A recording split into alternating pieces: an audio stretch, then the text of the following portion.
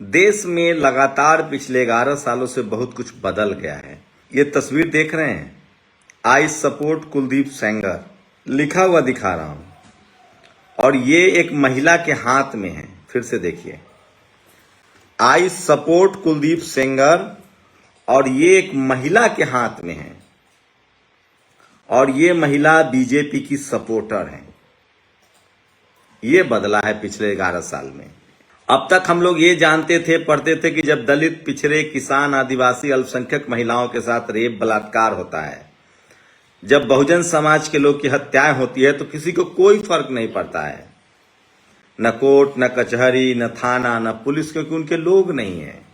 लेकिन पिछले 11 साल में अब ये लग रहा है कि कोई अपर कास्ट, जनरल कैटेगरी की महिलाएं भी पीड़ित हो और आरोपी बीजेपी से जुड़ा हुआ हो तो भी किसी को कोई फर्क नहीं पड़ता है। सोचिए, आई सपोर्ट कुलदीप सेंगर। इस तस्वीर को गौर से देख लीजिए। और कुलदीप सेंगर सिर्फ आरोपी नहीं है, लोअर कोर्ट ने उनको आजीवन कारावास की सजा सुनाई है। पीड़िता के पिता की हत्या के आरोप में 10 साल की सजा सुनाई है। वो अभी भी जेल में हैं, लेकिन देश की राजधानी दिल्ली में जंतर मंतर पर इनका समर्थन किया जा रहा है। ये बदलाव आया है। मैं सही गलत बात की विवेचना बाद में करूंगा, लेकिन अब तक ये होता था। अब तो सजा जिसको हो गई है उसके पक्ष में समर्थन है, ये जानते हुए। सेंगर पर सवाल क्यों उठ रहा है? सेंगर कोई मामूली शख्स नहीं था। सेंगर एक विधायक था, बीजेपी का नेता था, एक सत्ताधारी दल का नेता था। और जिस तरह से पीड़िता को लगातार टॉर्चर किया गया, उसके घर उसके पिता की हत्या हुई, उसके चाचा को मारने की कोशिश हुई, खुद पीड़िता को मारने की कोशिश हुई।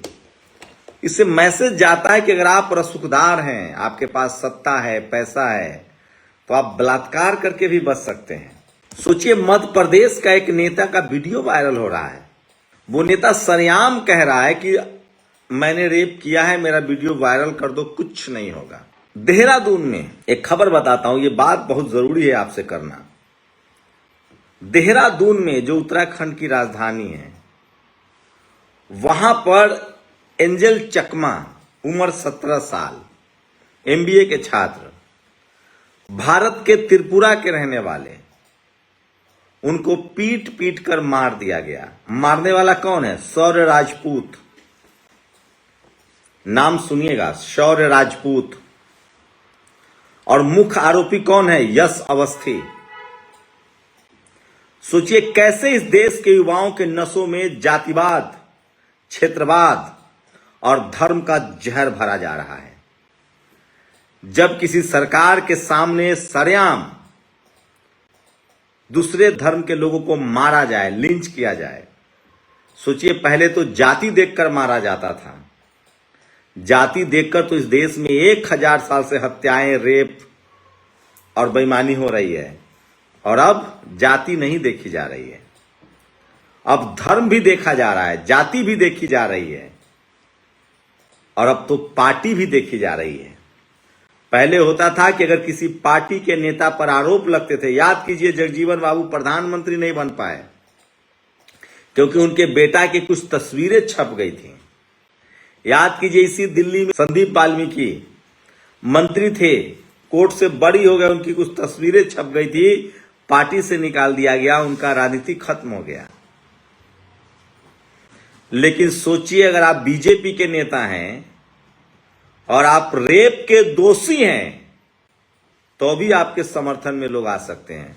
आज बकायदा जंतर मंतर पर उनके समर्थक, और वो बीजेपी का नारा लगा रहे थे। सोचिए, सेंगर के साथ साथ वो बीजेपी का नारा लगा रहे थे।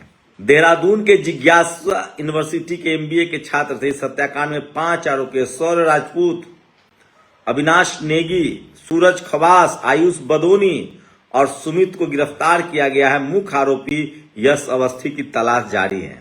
मैं तमाम इस देश के लोगों से अपील करता हूं और खासकर शोषित वंचित समाज से, आप दलित हैं, पिछड़े हैं, किसान, आदिवासी, अल्पसंख्यक है, तो अपने बेटे पर नजर रखिए।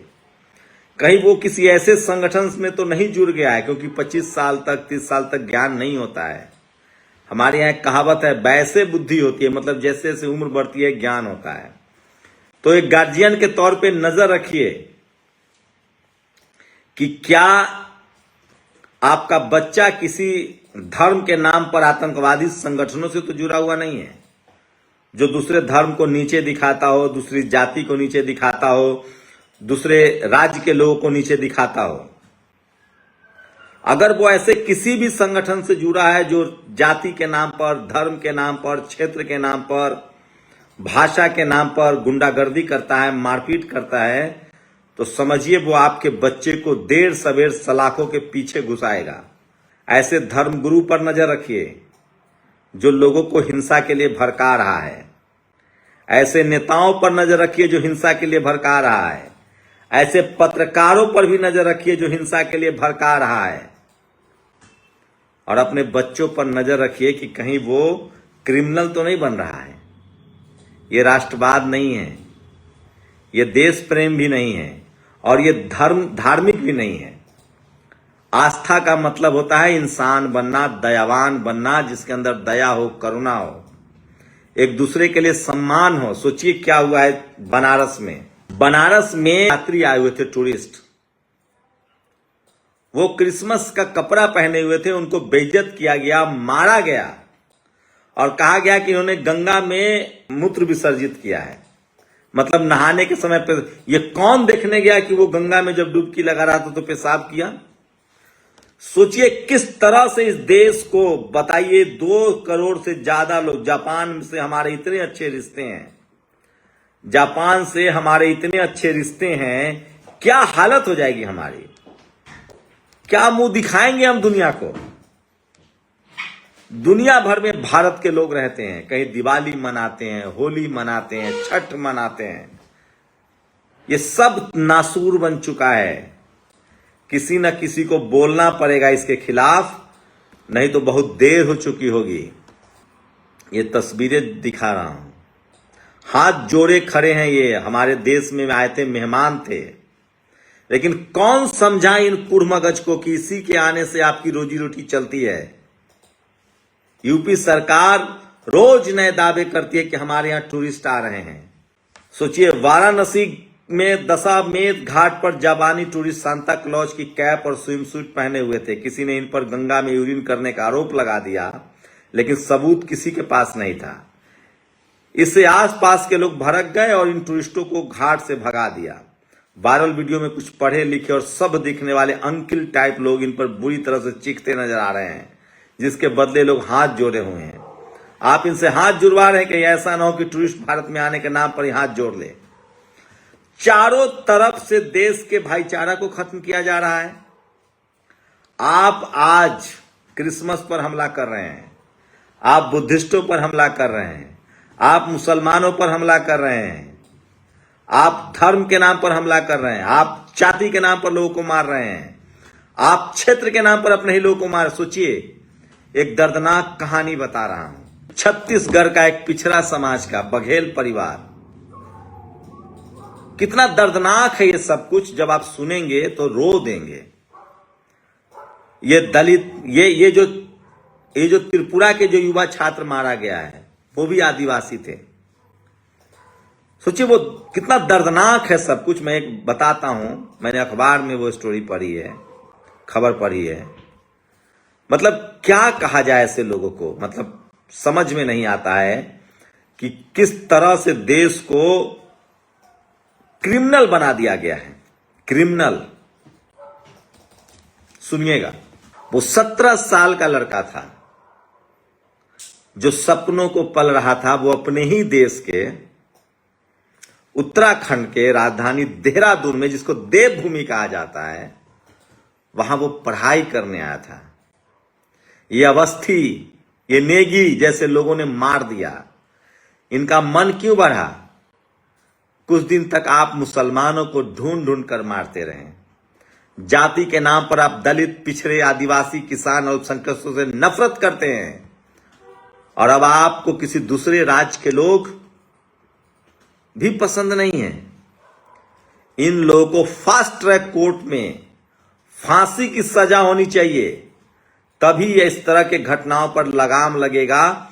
और सोचिए बेटों की अच्छी पढ़ाई, मां की दवाई और कर्ज उतारने का सपना लेकर केरल गए थे राम नारायण बघेल।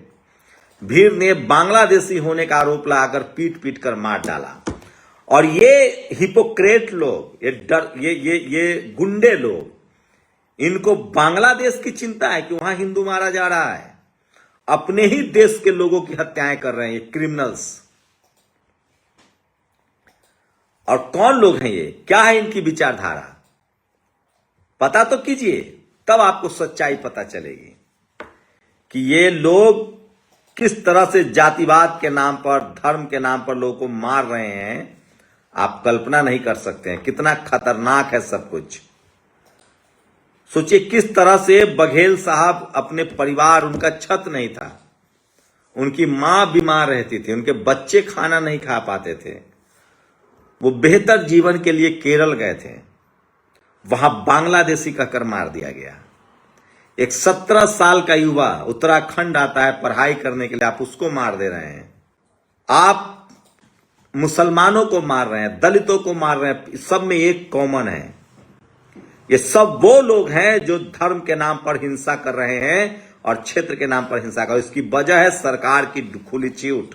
सरेआम ये आतंकवादी, ये जातीय आतंकवादी दिन दहाड़े कानून की धज्जियां उड़ा रहे हैं। बड़े बड़े मॉल में जाकर अपने ही देश के लोग जो क्रिसमस मना रहे हैं उस पर हमला कर रहे हैं। अरे इतनी ही हिम्मत है, इतने ही ताकतवर हो तो जाके क्रिश्चियन देशों पर हमला करके दिखाओ ना। अमेरिका पर कब्जा करो, रूस पर कब्जा करो। डरपोक हो आप लोग, अपने ही देश में भीड़ बनकर दूसरे धर्म के लोगों को मारते हो, पीटते हो, दूसरी जाति के लोगों को मारते पीटते हो। आप लोग संविधान के दुश्मन हो, देश के दुश्मन हो, आप मानवता के दुश्मन हो। और मैं इस देश के तमाम शोषित वंचित समाज के लोगों से अपील करता हूं, दलित, पिछड़े, किसान, आदिवासी, अल्पसंख्यक, कि अपने बच्चों पर नजर रखिए कि ये कहीं किसी संगठन, किसी पार्टी, किसी पत्रकार, किसी टीवी अखबार के बहकावे में क्रिमिनल तो नहीं बन रहे हैं। इनको तलवार तो नहीं पकड़ाया जा रहा है। आप सोचिए, इनको ये टीवी वाले, अखबार वाले दिन रात बांग्लादेश में हिंदू की हत्या हुई, बिल्कुल उस पर चर्चा कीजिए। भारत सरकार को कहिए एक एक हिंदू को सुरक्षित लाए पाकिस्तान से बांग्लादेश। हमें पता है बांग्लादेशी और पाकिस्तानी धर्म के नाम पर पागल हो गए हैं। भारत को उनका इलाज करना चाहिए। लेकिन आप अपने ही देश के लोगों को बांग्लादेशी का कर मार रहे हैं। आप किस दूध के धुले हैं? अपने ही त्रिपुरा के भाई को रंग रूप देखकर नस्लवादी टिप्पणी करके आप मार रहे हैं। अपने ही देश के कोई दलित पिछड़ा को आप बांग्लादेशी कहकर मार रहे हैं। सब कैसे हो रहा है? ये सब के लिए टीवी, अखबार और पार्टियां जिम्मेदार हैं।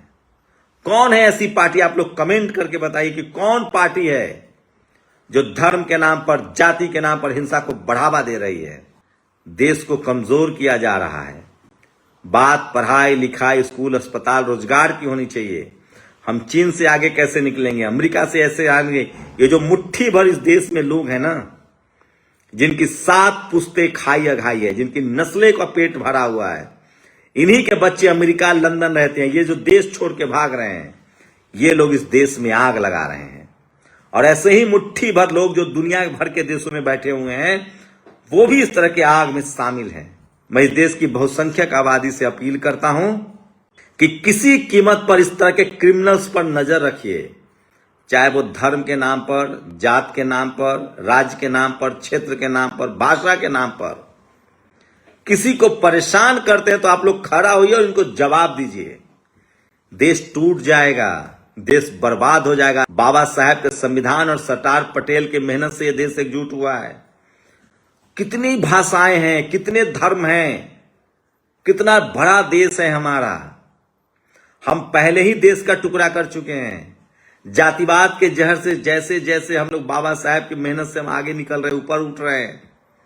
इस देश को बचाइए और इस देश में हर धर्म, हर जाति, हर भाषा, हर राज्य के लोगों का बराबर का अधिकार है।